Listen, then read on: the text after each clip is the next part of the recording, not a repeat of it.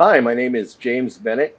I grew up in California, and I work as the owner of Next Gen Hospitality Solutions, which is based in Ruidoso, New Mexico. So we do turnkey management. We go into either distressed or underperforming hotels, and we help them get back on board and hit their revenue goals, hit their brand standard goals, and hit their quality goals. Well, it's absolutely based on best practices. 30 years in the industry, one thing's consistent is that there's only one way to run a hotel, and that's the right way. You can vary, you can have shortcuts. It's never a good idea. But as far as math goes, we constantly, from ordering breakfast to setting our rates to making our labor schedule, it's all based on taking historic data and forecasting out a 3 day, 7 day, 30 day, and 1 year forecast. And that sets all of our decisions. Some of it is AI assisted, which is a great boon, but most of it is spreadsheets and just getting down and dirty with Excel. That's a lot of it. Revenue management is actually a fairly new concept in hospitality. It came about around 2000. It was really kind of new, and essentially, it's just the definition is the right rate for the right place at the right time.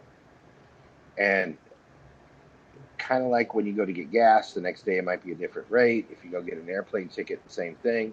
Hotels vary from day to day, sometimes from hour to hour on what their rate is within a threshold. It's usually about a $30 to $50 spread from minimum to max. And of course, we use social media to interact with guests as well, which is not new, but it's still something our industry is trying to embrace.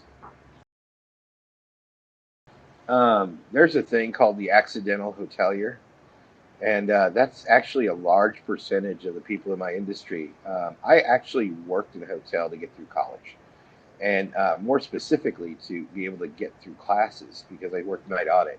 So the overnight shift is 11 p.m. to 7 a.m., and it's usually the slowest shift at a hotel unless you're in like Vegas or something.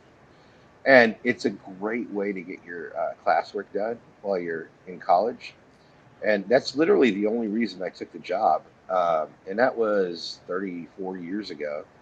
And I just kind of never left. It's very possible, especially with a college degree of any type, to gain the experience needed to move up. From line level, which is front desk or housekeeping or concierge, to supervisor, then to management, then to executive management. High school was super formative. I was in a MESA group, which is Mathematics, Engineering, Science Achievement. And I thought I was going to be a computer programmer. And I'm not the strongest in math, but it pushed me to take more aggressive math classes. I went through algebra, trig, etc. But I probably would have stopped with just the basic requirements if it wasn't for the fact that I knew that I had to have that experience, and it's definitely been. I mean, that's where I learned Excel was way back then. When the first fledgling program that came out, and like I said, it's the probably the single most common program I use every day. If you're looking for a job coming out of high school that could turn into a career, if you pick up some experience and you treat it like something that you care about and something you want to continue, you will always find a job no matter where you go in the country. You can almost literally open up a newspaper or Indeed or H Careers, which is a industry specific job site, and in any given city in the nation, there's going to be more jobs than there are people to do them.